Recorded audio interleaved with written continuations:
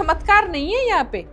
Horoscope के माध्यम से बच्चों की कुंडली देख के बताया मैंने। कुछ ऐसे और केसेस जिनको आपने बहुत डीपली रिसर्च किया और उनको लगभग प्री स्टेज से पहले ही आपने बता दिया हो कि ये आपके साथ होने वाला है, और मैंने कहा बेटा तू नहीं पूछ पा रहा है तो मैं बोलूं? बोले हाँ मैडम बोलिए। मैंने कहा इतना तलाक होने वाला है। पद्मिनी लक्षण की स्त्री है, वो तंत्र सिद्धि के लिए परम उपयुक्त स्त्री है। मैं खीर खा ना सका तो बिखेर तो दूं, क्योंकि देखो वाम मार्ग में क्या होता है, सिद्धि दोनों के पास बराबर आएगी। अगर आप जैसा ज्योतिष अगर मिल जाए तो वाकई में कई लोगों को तो मौत के मुंह से बाहर निकाल सकते हैं। लेकिन एक तत्व है, वो तत्व क्या है? देव कृपा। दारिद्र्य दोष है, दारिद्र्य योग है, तो जॉब स्टेबल ना रह के लगेगी छूटेगी। 1 महीने नौकरी करी, 3 महीने बैठ के उसी को खा रहा है, फिर 4 महीने बाद फिर नौकरी लगी, फिर छूट गई। मैंने कहा आपके बच्चे को मेडिसिन की जरूरत है, वो अपने आप आ जाएगी अगर आपका ज्योतिषी पकड़ लेगा। तो कितनी जल्दी घर बस रहे हैं लोगों के। लाइफ बहुत ब्यूटीफुल है। जहाँ मेडिसिन की जरूरत है वहाँ हम बोलते हैं आप डॉक्टर्स के पास जाइए, आपको कोई पाठ पूजा अनुष्ठान की जरूरत नहीं है। हमेशा याद रखो वशीकरण के पीछे क्या होता है? प्रेत। वशीकरण बिना प्रेत के नहीं होता, का अंतिम परिणाम मृत्यु है। आपने जिस बच्चे का वशीकरण करवाया है, या तो उसको ब्रेन हेमरेज होगा एक टाइम के बाद में, या वो इतनी ड्रिंक करेगा कि वो ड्रिंक कर करके ही मर जाएगा, या उसके शरीर में अचानक से कैंसर बनेगा। अंतिम परिणाम मृत्यु ही है। मैम, चूंकि आप एक पैरानॉर्मल एक्सपर्ट होने के साथ साथ में एक एस्ट्रोलॉजर भी है, तो बहुत से लोगों की कुंडलियां आपके पास आती होगी, मैम हमारी कुंडली देख लो, हमारी देख लो। तो बहुत सारे ऐसे अलग अलग केसेस होंगे जो वाकई में लोगों की आप बीती होगी, हाँ यार ये तो मैं अभी भी अनुभव कर रहा हूँ। तो कुछ ऐसे केसेस ज्योतिष शास्त्र के जो आप हमारी ऑडियंस को बताना चाहें। ठीक है, देखिए ये पहले हम एक बात समझ लेते हैं कि अगर एक अच्छा कुंडली विशेषज्ञ है तो वो लगभग बहुत सी चीज़ें उसमें देख पाता है ना।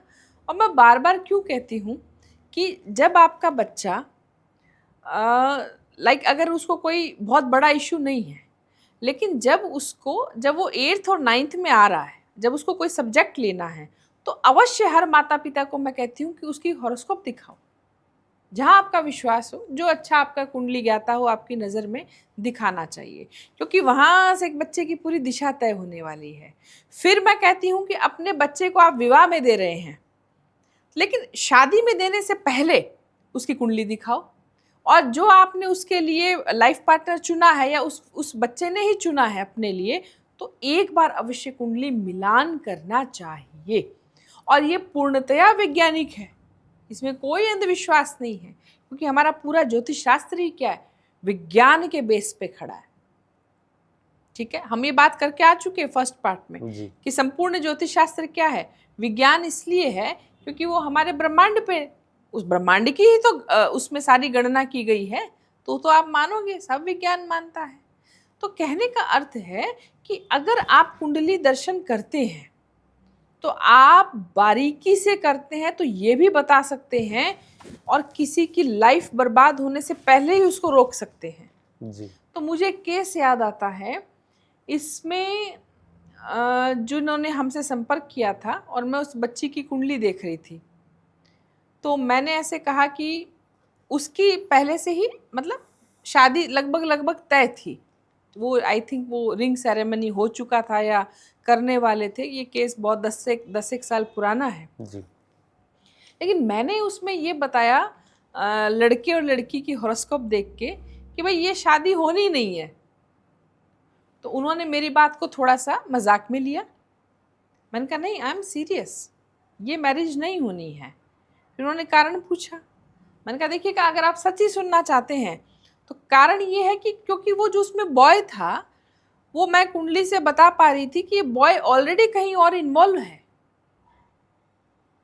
और उसकी लव मैरिज ही होनी थी, और ये रिश्ता क्या था, अरेंज मैरिज। और उसकी हॉरोस्कोप से मैं देख पा रही थी कि वो काफी समय से वहां उस लड़की के साथ इन्वॉल्व है और उसके इतने मजबूत चांस थे कि वो उसको नहीं छोड़ता। और इधर ये आई थिंक रिंग सेरेमनी हो गई थी या रोका हुआ था, थोड़ा सा मुझे कम याद है, बट शादी तय थी। और आई थिंक 1 या 1.5 महीने बाद में मैरिज की डेट भी लगभग लगभग फिक्स थी।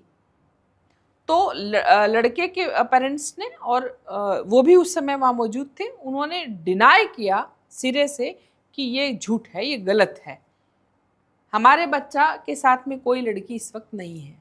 लड़का चूंकि विदेश में था, और वो जो लड़की के जो पेरेंट्स थे उन्होंने, वो मुझे पहले से जानते थे, तो उन्होंने कहा नहीं नहीं, हम अगर ये कह रहे हैं तो जांच करो आप। और बहुत महंगी टिकट्स लेके पेरेंट्स बिना बताए लड़के को विदेश पहुंचे, और जाके देखा तो लड़का लिव इन में रह रहा था विदेशी लड़की के साथ। और उन्होंने उसको मजबूती से बोला कि ये क्या है, 1 महीने बाद तेरी शादी है।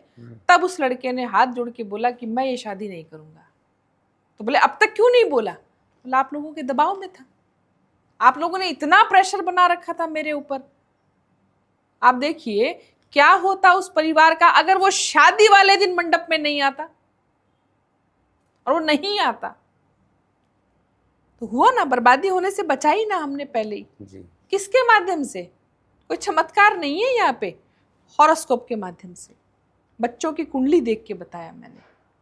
और हाँ चंदन जी, आप जानते हैं और अब तो मेरे व्यूवर्स भी जानते हैं कि मुझे एडवांटेज मिलता है हॉरोस्कोप में भी, क्योंकि हम साधक हैं, हम भगवती के उपासक हैं। मैं श्री विद्या में पूर्णाभिषिक्त आचार्य हूँ, तो हाँ मुझे साधना का भी वहाँ लाभ मिलता है हॉरोस्कोप देखते समय।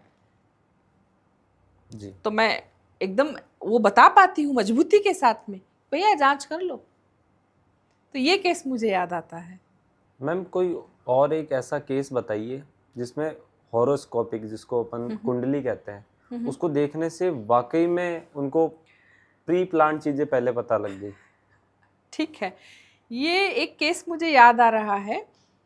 मैं यहाँ लोकल ही एक दिन एक शोरूम में गई थी किसी, तो शोरूम में ऐसा सीन था कि वो जो बच्चा था वो न्यूली मैरिड था, और उसकी वाइफ भी वहाँ आ रही थी, सामने से उसकी पत्नी आई, और शोरूम में मेरा आना जाना था।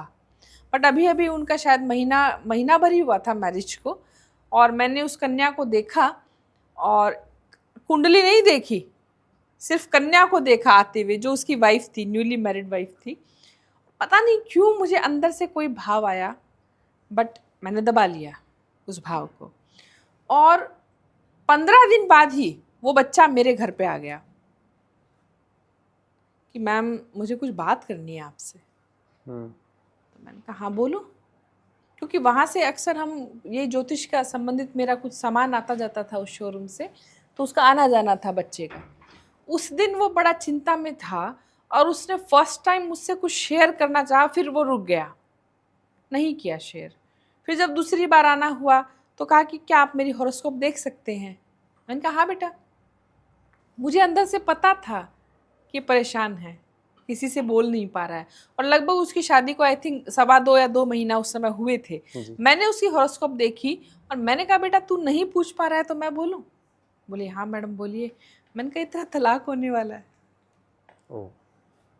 तो वो एकदम से बोला हुआ वो डाइजेस्ट नहीं कर पाया। बोला नहीं नहीं दीदी ऐसी तो कोई बात नहीं है। मैंने कहा सब ठीक तो है? बोला हाँ सब ठीक है, बट पता नहीं मुझे टेंशन है, बहुत टेंशन है, बस मैं एक्सप्लेन नहीं कर पा रहा हूँ। मैंने कहा बेटा अगर कोई समस्या चल रही है तो उसको तुरंत संभाल ले, क्योंकि ये शादी चलती नहीं दिख रही मेरे को। और जबकि मैंने खुद उस लड़की बहुत सुंदर थी, देखने में बहुत अच्छी लग रही, कोई दिक्कत ही नहीं, लड़का भी बहुत, उस फैमिली को मैं पहले से जानती थी। पता नहीं क्या हुआ, 15 रोज और निकले और लड़का अपने पेरेंट्स के साथ आया, माता पिता को लेके, और उन्होंने मेरे से ही जानना चाहा। अक्सर मैं ही बोलती हूँ, जब मैं पूरा कर चुकी होती हूँ तो मैं सामने वाले से पूछती हूँ बेटा कोई प्रश्न रह गया है? बोलते नहीं मैम कुछ नहीं रहा। हम पूछते नहीं है कि तू क्यों आया है। तो फिर मैंने उनसे बोला, मैंने कहा देखो समस्या तो चल रही है, तो अगर नहीं या तो खुल के बोलो, बट शर्मा रहे थे। तो बात ये निकली, मैंने वहाँ भी क्लियर बोला, मैंने कहा ये शादी नहीं चलने वाली। और उसके पेरेंट्स थोड़ा हंसते हुए गए। ये घटना उन्होंने खुद ने मुझे तीसरी बार जब आए तब बताई कि आपने जब ये बोला तो हम हंसे, कि तेरी मैडम क्या बोल रही है, ऐसे ही बोल रही है, तलाक होगा। लेकिन पता चला कि 1.5 महीने बाद में उस बच्ची ने सास, ससुर और देवर इन सबको इन्वॉल्व करते हुए केस लगा दिया डॉवरी का और मारपीट का। ये कुंडली बोलती है, ये ज्योतिष शास्त्र बोलता है, ये विज्ञान है। तो अगर ये पहले ही कुंडली दिखा दी जाती तो बच जाते ना इस पूरी समस्या से, जी। इस दुर्घटनाओं से। और मुझे ये भी पता था कि ये क्यों होगा। और ठीक है, सबके बारे में मतलब दिल तोड़ना ठीक नहीं है एकदम से कि भाई ये कारण है, लेकिन बाद में उनके सामने वो रीजन आया, वो कारण आया। एक्चुअली लड़की ने दबाव में शादी की थी। लड़की का मोटो ये था कि मैं शादी में कुछ दिन रह के कैसे भी करके वो फॉरेन जाना चाहती थी,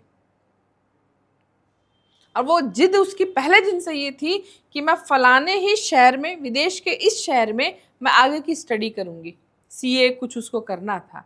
और इनकी ये जिद थी कि भाई अब तुम्हारी शादी हो गई, तुम्हें उसी सिटी में क्यों जाना है किसी दूसरे देश की।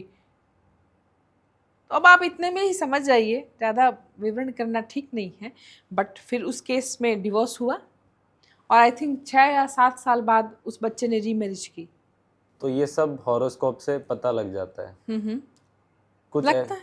कुछ ऐसे और केसेस जिनको आपने बहुत डीपली रिसर्च किया और उनको लगभग प्री स्टेज से पहले ही आपने बता दिया हो कि ये आपके साथ होने वाला है। एक केस मुझे याद आता है चंदन जी, ज़्यादा समय नहीं हुआ इस केस को आए हुए, और ये मैं इसलिए बता रही हूँ कि बहुत इंटरेस्टिंग सा है जी। और आप सोच भी नहीं सकते कि ऐसा भी होता है, किसी की कल्पना वहां तक जा ही नहीं सकती। और इसी के माध्यम से मैं एक भेद खोलूंगी, एक ऐसे मार्ग का, तंत्र शास्त्र में एक ऐसे मार्ग का जिस पे बोलना ही, मतलब मुझे लगता है कि आई थिंक किसी दिन हम बोलेंगे तो व्यूअर्स बहुत चाव से सुनेंगे। एक केस आया, मतलब उसमें डिवोर्स सब हो चुका है, ठीक है, डिवोर्स हो गया है। जो लड़की है उसकी दूसरी शादी भी हो गई है जी। इस केस में। अब वो मेरे पास आता है केस आया क्यों है कि जो बच्ची है जिसने रीमैरिज कर ली, उस पर कुछ ब्लैक मैजिक था।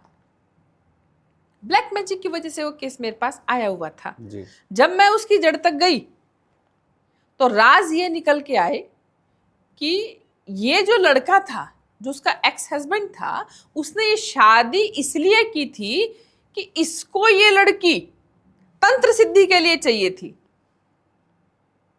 ओ। तंत्र सिद्धि के लिए कोई कन्या चाहिए, ये थोड़ा अटपटा लग रहा है ना। ये वाम मार्ग है, जो पंचमकार की साधना में जो वाम मार्ग है, ये साधना का एक प्रकार है, ये साधना का एक मार्ग है। इस विषय पे मैं बोलूंगी अवश्य किसी दिन।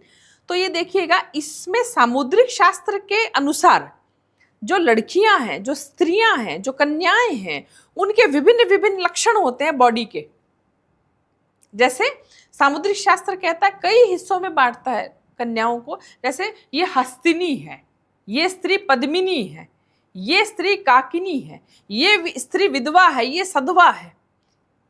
ऐसे कई तरीके के उन्होंने वहां डिफरेंशिएट किए हैं, अलग अलग वर्गीकृत किया है स्त्रियों को। जी। तो जो पद्मिनी लक्षण की स्त्री है वो तंत्र सिद्धि के लिए परम उपयुक्त स्त्री है।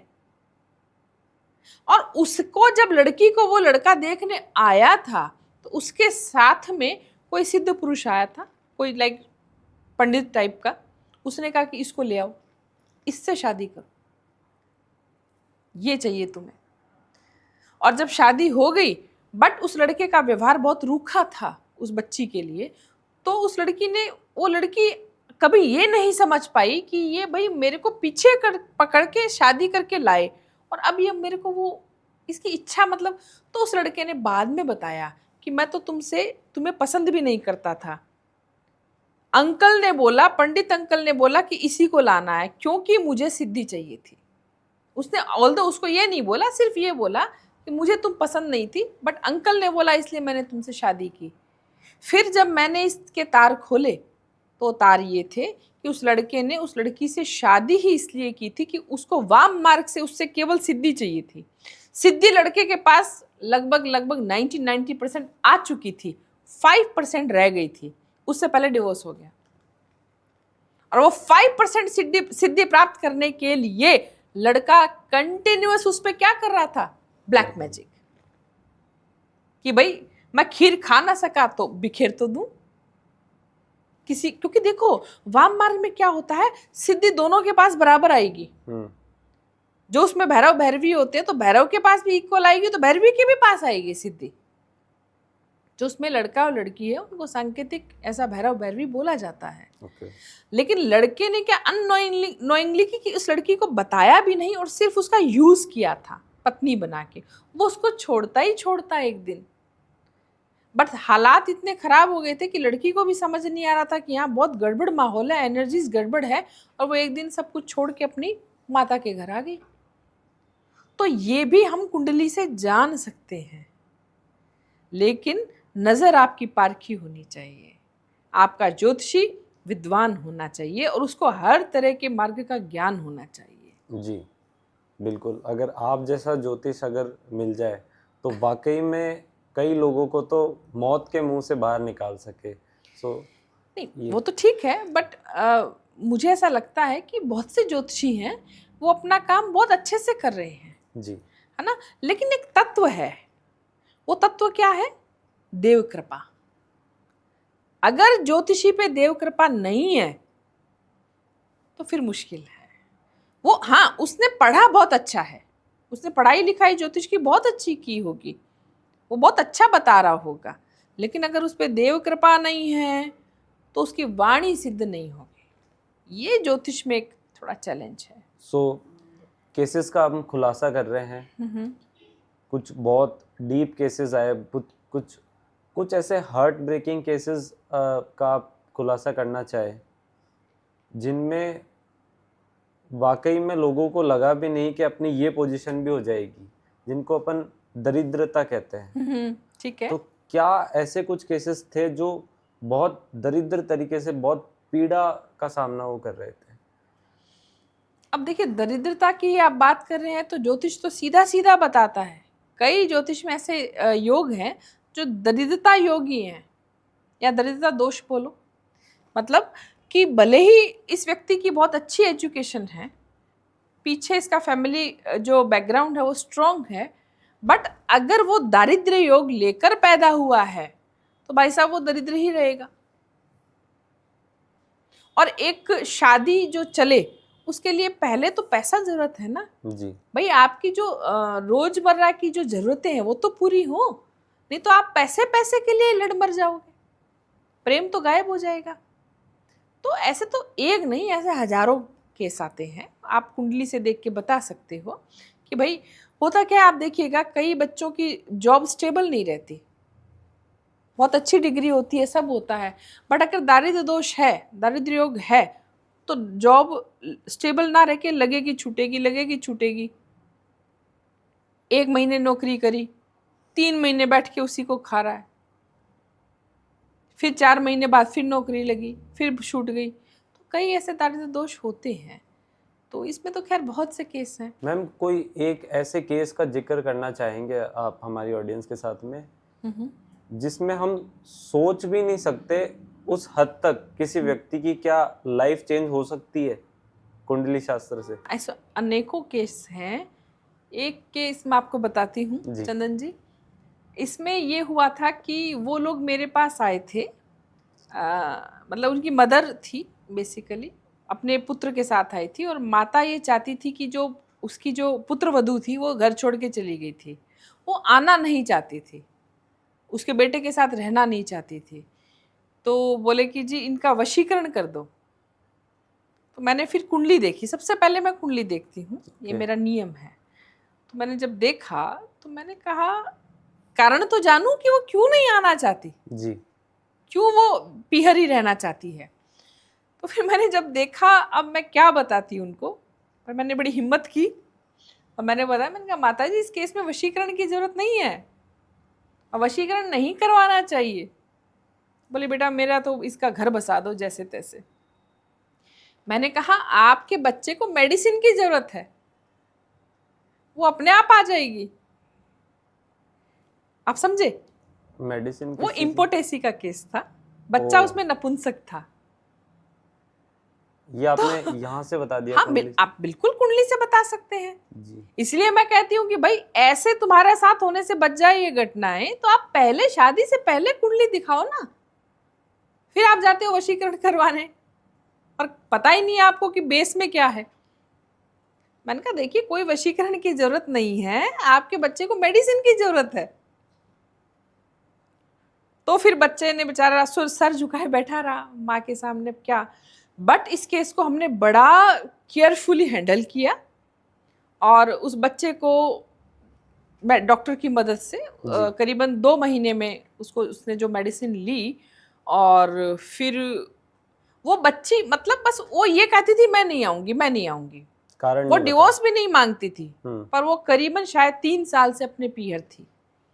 फिर उसमें मैंने इनिशिएट किया, मैंने बच्ची से बात की और जैसे तैसे हम उसको लीवा लाए। और मेरे ख्याल से आज तो ये भी 7-8 साल पुराना केस है। जब भी उनकी माताजी से बात हुई है बहुत अच्छे से हुई है, बच्ची ने घर बसा रखा है ना। तो अब देखिए, अब ये कारण अगर आपका ज्योतिषी पकड़ लेगा तो कितनी जल्दी घर बस रहे हैं लोगों के। जी, लाइफ बहुत ब्यूटीफुल हो जाएगी। लाइफ है ना, चेंज ही हो गई लगभग जी। तो आप जहाँ मेडिसिन की जरूरत है वहां हम बोलते हैं आप डॉक्टर्स के पास जाइए, आपको कोई पाठ पूजा अनुष्ठान की जरूरत नहीं है भाई जी। और देखिए इस बात में मैं व्यूवर्स को बताना चाहूंगी कि ये जो जाते हैं ना वशीकरण कर दो, वशीकरण करवा दो, हमेशा याद रखो वशीकरण के पीछे क्या होता है? प्रेत। वशीकरण बिना प्रेत के नहीं होता, इसलिए इन चीजों से दूर रहना चाहिए।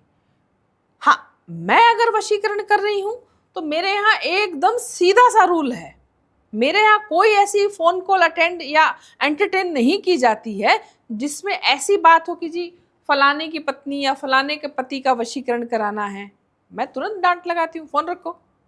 मेरे यहाँ इतनी हिम्मत ही नहीं है लोगों की, मेरे से बहुत जेन्युइन कॉल्स आते हैं। हाँ, उस केस में मान लीजिए इम्पोटेसी का केस नहीं होता और बच्ची वाकई ही किसी वजह से घर नहीं बसाना चाह रही है, तो मुझे लगता है कि इस घर को अगर बसा दिया जाए भगवती के माध्यम से। जी। भगवती, अरे एक बात बताइए, भगवती से ऊपर कोई सम्मोहन शक्ति हो सकती है क्या? श्री कृष्ण से ऊपर कोई वशीकृत कर सकता है क्या? तो देवताओं के माध्यम से भी तो प्रेम बनता है भाई। तो ऐसी सात्विक विद्या के माध्यम से हम घर बसाते हैं, क्यों नहीं बसाते? वो वशीकरण कराइए ना आप, जहां पति पत्नी का घर बसे।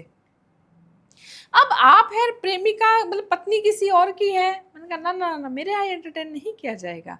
और याद रखिए ये जो लोग करते हैं ये जाके प्रेत विद्या करवाते हैं, प्रेत वशीकरण करता है इस तरीके से। ये नहीं कराना चाहिए क्योंकि इसका अंतिम परिणाम मृत्यु है। आपने जिस बच्चे का वशीकरण करवाया है या तो उसको ब्रेन हेमरेज होगा एक टाइम के बाद में, या वो इतनी ड्रिंक करेगा कि वो ड्रिंक कर करके ही मर जाएगा, या उसके शरीर में अचानक से कैंसर बनेगा। अंतिम परिणाम मृत्यु ही है जी। इसलिए मैं इसके खिलाफ हूं। इसी संदर्भ में मैं एक छोटा सा, आपने भगवान श्री कृष्ण की बात करी है, एक छोटा सा पार्ट ऐड करना चाहूंगा। द्वापर युग में अपन चलते हैं, भगवान श्री कृष्ण रासलीला रचाते थे गोपियों के साथ में।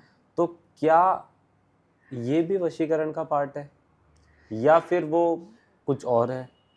देखिए, वशीकरण का पार्ट नहीं है क्योंकि भगवान षोडश कलाओं के ज्ञाता थे जी, और उनमें वो मोहनी सम्मोहन विद्या थी उनके अंदर जी।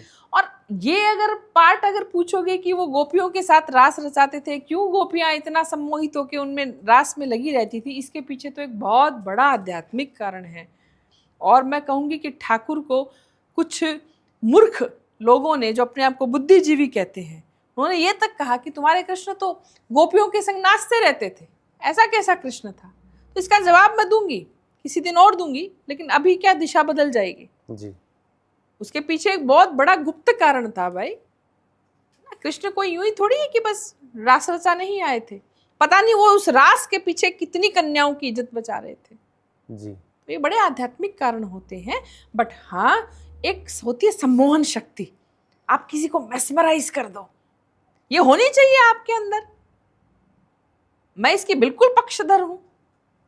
कुछ लोग जब बोलते हैं पिन ड्रॉप साइलेंट होता है सभा में और सब टकटकी लगा के सुनते हैं, कितनी ग्रैस्पिंग पावर, कितनी मोहनी शक्ति है उनमें, कुछ बोलते ही रहते हैं, कोई ध्यान ही नहीं देता उनकी तरफ। बिल्कुल। तो सम्मोहन शक्ति आपको अपने अंतर्गत बढ़ानी चाहिए और आप अपने ऑरा में सम्मोहन शक्ति बढ़ा सकते हो। हम इस पे भी किसी दिन व्यूअर्स को हम जानकारी देंगे। जी जरूर, मैं व्यूअर्स को कहना चाहूँगा, अगर ये जानकारी मैम से जाननी है तो आप अभी चैनल को सब्सक्राइब कीजिए, इस पे बहुत जल्दी अपन डीप डिस्कशन लेके आएंगे। जरूर।